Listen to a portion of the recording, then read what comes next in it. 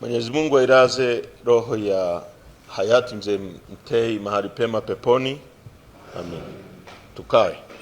Tumetaka tutumie muda wa dakika moja kabisa kama ilivyo, kwa sababu watu wanasema dakika moja alafu anatumia sekunde 10, kitu ambacho sio sahihi. Sasa ndugu waandishi wa habari na ndugu wanachadema, tumeitana leo hapa kwa siku ambayo kama mnavyojua, pamoja na mambo mengine, leo ilikuwa ni kilele cha miaka 33 ya uwepo wa chama chetu. Na jana usiku, juzi usiku, nilipokea taarifa kutoka kwenye familia ya Mzee Mtei kwamba mzee ameaga dunia,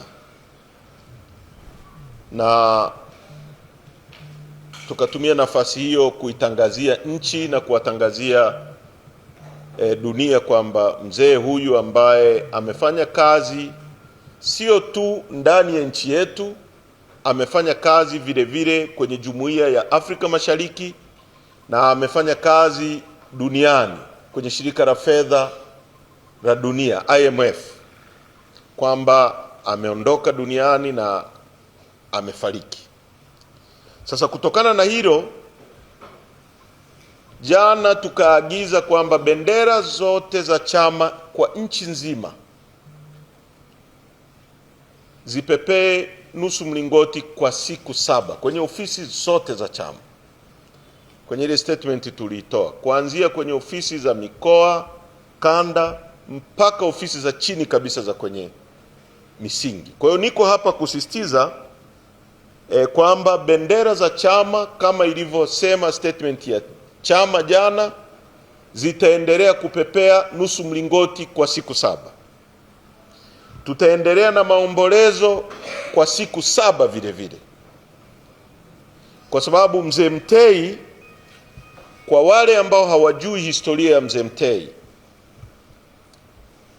Mzee Mtei amekuwa kiongozi na muasisi wa chama chetu. Ndio mtu aliyekuwa na wazo, ndio genesis ya wazo la Chadema ilipoanzia, wakishirikiana na wenzake baada ya kuwashirikisha hilo wazo Mzee Bobu Nyanga Makani, wakina Mzee Victor Kimesera ambao wengine wameshatangulia mbele ya haki, Freeman Mbowe na wengine, wakaanzisha hiki chama. Na kwa miaka 33 ya uwepo wa chama hiki, na mzee ameondoka karibia na siku moja kwenye birthday ya chama ambayo ilikuwa kinatimiza miaka 33, kwa sababu Chadema ilisajiliwa na kupata usajili wa kudumu tarehe 21 mwezi wa kwanza, siku kama ya leo, na mzee ameondoka jana. Kwa hiyo